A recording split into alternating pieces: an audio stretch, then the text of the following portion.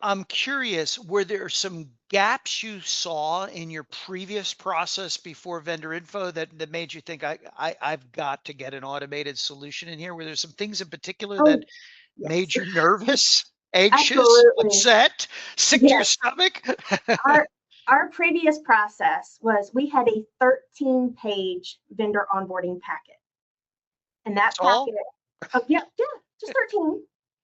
And the vendor, it would just be mailed to them by snail mail, not even email at that point. So they would get it. They would have to complete everything. They're handwriting everything, Oh no. so which is great to try to decipher a lot. Then they would mail it back to our facility because that's who they're doing business with. The Right. facility would then have to send all that information to us. We would have to do all the verifications, manually set it up in the system. So it could take weeks to get a vendor set up, to where now with vendor info, I mean, depending on, if the vendor opens the link the day they get it and they get it to me, that vendor's approved within a day.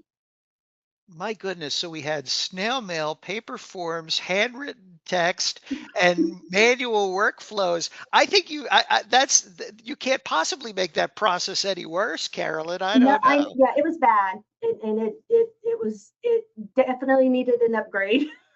Yeah, I could imagine. Jill, talk to me about how it is that you're layering in training your people into this whole process. I mean, after all, technology alone isn't going to beat these types of scams we're talking about. What are you doing to keep your staff up to date on all the schemes and We scams out there?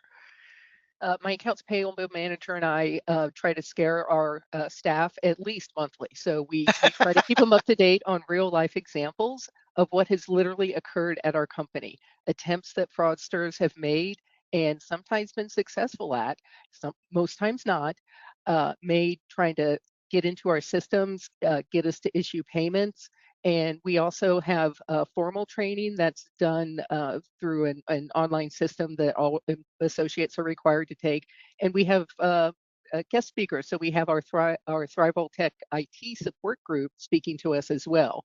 So this is like direct communication between our cybersecurity group and the accounts payable and treasury services teams, where we can ask them specific questions like, what are you seeing? What do we really have to be on the alert for?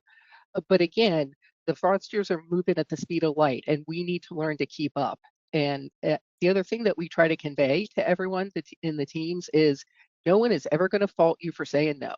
So if Mhm. you want to say no and you think that something's wrong, then speak up. If a payment is delayed a week or a day, if the vendor doesn't get onboarded Thursday and it's Monday, that is just fine. I would rather be safe than sorry. And that's how we all feel at Asbury. We want to keep the company and our financial as well as our reputational assets secure. Really is key, isn't it, Carolyn? Creating Mhm. this culture where people feel comfortable saying, hold on a second here. What are you doing at American senior communities to try and empower your staff to mitigate risk? Yeah, so I'm very fortunate. My staff and I have all been together even before American Senior Communities. So we've been together for over 25 years, and we've all Wow. been, yeah, and we've all been in This is a AP. family for crying out loud. It is. We all worked at a bank together. I came to ASC first, and then I've brought all of them here. Um, so we're all very well versed in AP and what to look for. And since we've all been here forever, it is very fortunate that we know the system in and out. But that doesn't mean something can't sneak in or something can't happen. Mhm. But we do. I have a meeting scheduled next week where I'm going to go over everything I learned at IOFM with them, so they can know the latest and greatest of what's going on out in the world and what the fraudsters are doing and how much AI has evolved, even just in the past 6 months, from what I heard at the last conference to this one. Huge change in just 6 months of what they've Yeah. done. So it's just educating your people, keeping them up to date. Communication is always key, and just keeping the lines of communication open with your people.